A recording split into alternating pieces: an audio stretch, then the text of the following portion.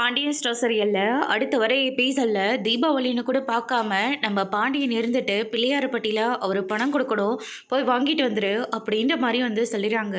சுகன்யா ஒரு பக்கம் பயங்கர கோவத்தில் இருக்காங்க. எங்கள் அம்மா அங்கே கூப்பிட்டு எவ்வளோ நேரம் ஆச்சு, ஆனால் இப்போ போகலாம் அப்போ போகலான்னு சொல்லிட்டு அவர் என்னடனா உங்களுக்கு மறுபடியும் வேலை வச்சு வெளியில் அனுப்புகிறாரு.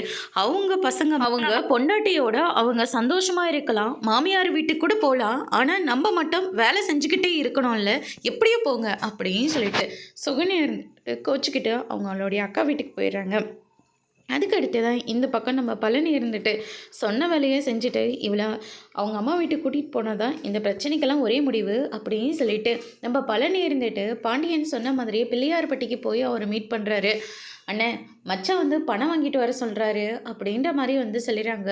என்னப்பா பழனி, நீ இப்போ வந்து பணம் கேட்குற, நான் பணம் கொடுத்தே 2 நாளைக்கு மேலேயே ஆயிடுச்சுப்பா அப்படின்ற மாதிரி சொல்லிடுறாங்க. அண்ணன் என்ன சொல்கிறீங்க? ஆமாப்பா, கடையில் மயிலோ பாண்டியனோட மருமகளும் அவங்களுடைய சம்மந்தியும் தான் இருந்தாங்க.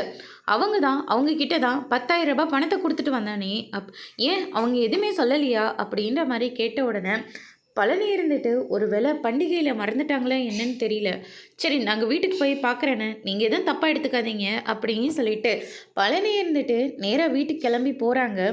என்ன இது, இவர் வந்து இப்போ பணம் கேட்குறாரு, பணம் கொடுத்து எத்தனை நாள் ஆச்சு அப்படின்னு சொல்லிட்டு அவர் ரொம்பவே ஷாக்கில் இருக்காங்க. அதோடு இன்னைக்கான ப்ரோமோ முடிச்சிருக்காங்க. இனி பாண்டிய ஸ்டோரில் பழனி போய் உண்மையாக சொன்னால் மயிலோட நிலைமை என்ன ஆக போகுதுன்றதை வரப்போகிற எபிசோடில் பார்க்கலாம். தேங்க்யூ.